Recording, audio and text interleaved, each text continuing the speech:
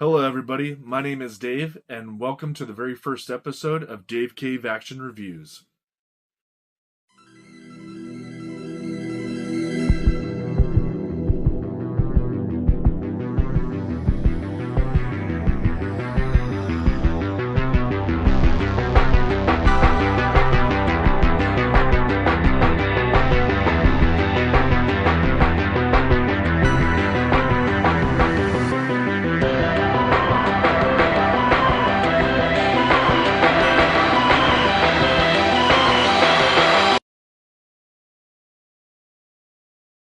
Again, welcome to DaveCave Action Review. My name is Dave, just another guy who's way too obsessed with action figures, and this is the one spot where I bring them into the Dave Cave and see if they're worth the hype, test out their articulation, and review the good, the bad, and the ugly. If you're into Mcfarlane DC Multiverse and those insane sculpts, killer paint apps, and sometimes questionable articulation, or maybe Marvel Legends with their pose everything energy, you're in the right place. And that's where we're going to start things off, is with deep dives, honest takes, the good, the bad, and the glow-in-the-dark madness of it all. So stick around, because we're about to kick things off with an unboxing, and you don't want to miss this, because we're starting with the Mcfarlane DC Multiverse Gold Label Limited Edition Glow-in-the-Dark Make-A-Fig Bane. And if you haven't hit that subscribe button and that notification bell, please do so, as it helps grow my channel, and it's greatly appreciated. So grab yourself a drink and maybe a snack or two, and let's frickin' go.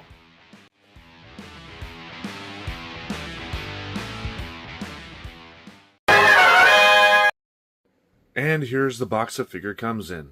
It is a gold label indicating it is a retailer exclusive.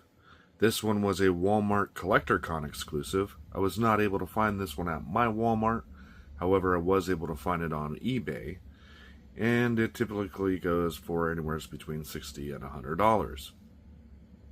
On the front here we have the DC and Batman logo, followed by the glow-in-the-dark edition by Mcfarlane Toys, authenticated limited edition to 6,200 pieces. And if we turn it to the side, there's nothing but a Scan Me sticker. So let's go ahead and turn it all the way to the back. And we have some great artwork on the back, looking pretty badass. This is Bane, all jacked up on Venom. And let's go ahead and turn it again. And we pretty much have the same thing as we do on the front, with the DC and the Batman logo, followed by Bane, the glow-in-the-dark edition, authenticated limited edition to 6,200 pieces. And so let's go ahead and crack this bad boy open. So when I got this box came looking kind of beat up a little bit. It looks like it has a dent right here. And, well, I do plan on getting a second one of these, so I don't feel too bad about opening this one up. And that's exactly what we're going to do here. Take it and get this sucker open. Plastic off here.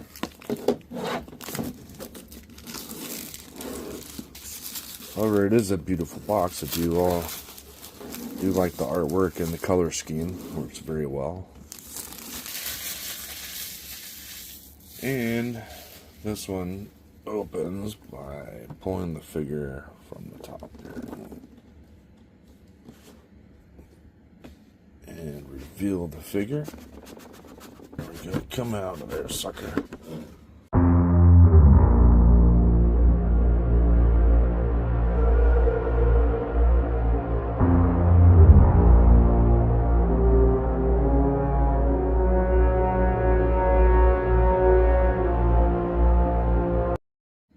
And here he is still in the box, and damn does this figure look good. And I love the overall presentation. I mean, still in the box, he looks like he's ready to step out and break Batman's back.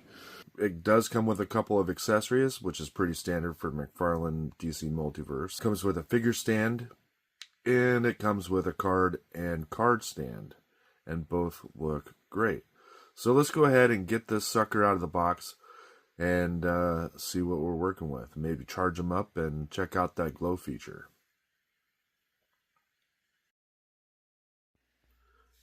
Here we have Bane and everything he comes with.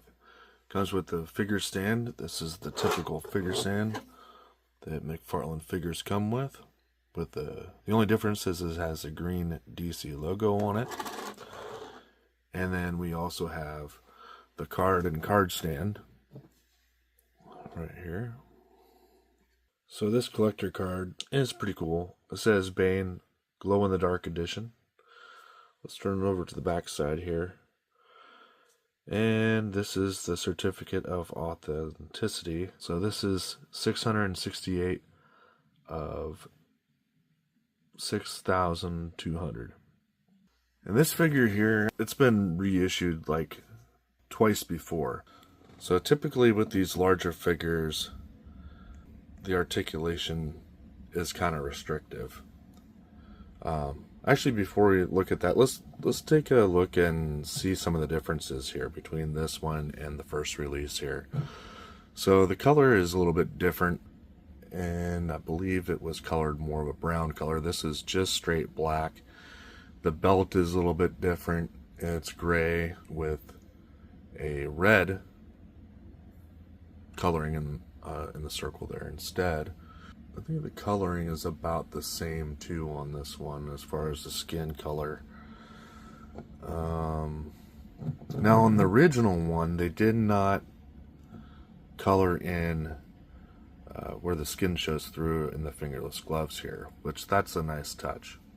As you can tell, you probably noticed that this fist does not actually come with this figure. It comes with the Batman Bane Nightfall 2-pack, and I put it on there. It actually gives it a little bit better look, I think. And the skin tone, you can't really tell like very well.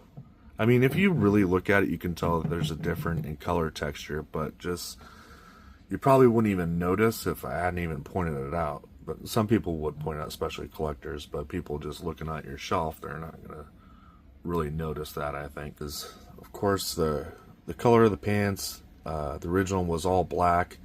The laces on this figure, they were all black as well, which I like that they colored in the laces. That looks really good. Not sure that I'm a fan of the belt, but like it's supposed to be Batman the Animated Series, which is color correct. But also, this is a glow-in-the-dark figure, too. So, also the mask is a little bit different in color. The original was more gray. This one is more white. And let's go ahead and turn them to the back side. And I believe that the tank on the original was all, like, gray. This one, I think they did a little bit better job on it, because the straps holding the tank are painted gray, and the tanks are actually more black, so they definitely stand out a little bit better. But all the tubes are the same. Believe this is the same. This is the same, just the color is different. Now the only thing that I don't really like is the back of this thing, and if you can tell, like, looking at that diaper piece right there, they should have sanded that off or retooled that or something, because it just doesn't look right with the blue pants. It's obviously, well, this is supposed to be a leotard that he's wearing, right? And like tight spandex pants, but you gotta save some money somewhere. I mean, so they just reissued the same dang thing. But it's not bad. It's just that they should have gone away with this, and it would have looked so much better had they taken those pockets out of there. It would have looked much, much better, in my opinion. So now let's go ahead and look at the articulation here. His head, it doesn't really move. It doesn't really move up and down too much. That's about it. But you do have some side-to-side play, and I don't really want to yank on it too much. But I mean, you can get some pretty good left and right. I don't want to break the tubes, though. I don't know I mean, they seem all right, but the more you play with it, right? And so, yeah, that's about it for the articulation for the head. It's got good swivel. Arms come out to all the way up to about there. And let's see. Arms come in all the way about there. You do have some, I think you have some hand swivel here. There should be some swivel right here in the forearms. So you can bring those up. You're limited on articulation because of this right here. But you can at least bring the hands together just about, which is cool. Let's see, he has no cut up here, so the only articulation you have is really in the hips right there, and it's like on a dumbbell swivel. You can turn them all the way around like that. Double jointed knees, and he can go back that far, and he can just about kick himself in his own ass. Yep, about like that. You can kick about up that far. Not bad. And you can do the splits all the way out like that. Mcfarlane hip joints. And we have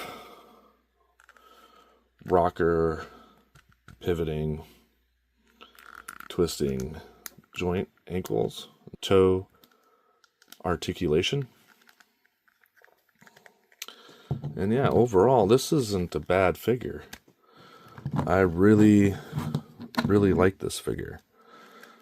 And I'm not sure which one I actually like the most. As I have all three versions of this guy. Yeah, so overall, the articulation on this guy isn't bad. However, I'd say that these are a little bit on the loose side for me. Feels a little loose anyway. Well, on the right arm anyway. The shoulder's a little loose. But it's not bad for, what it is. And this was a great figure when it was first released, and it was considered, the definitive Bane. But this one here is pretty doggone good too. And I like it. So I went ahead and put his original left hand back on. I just want to compare him. Let's see how he looks to the Batman versus Bane 2-pack Bane, Nightfall Bane. And sitting side by side, both these Banes look pretty freaking awesome. I mean, you can't go wrong with either one of them. I do like the cell shading on this one a little bit. It's not too bad. I mean, it might look better without the cell shading, but, everybody has their own taste, and I don't think it looks too bad, except for maybe a little bit much up here on the leotard. But, yeah, overall, I mean, you can't go wrong with either one of these figures. There is some difference, like this one here does not have the harness, which is more accurate to the Nightfall comic book, and also the color scheme is based off of Nightfall.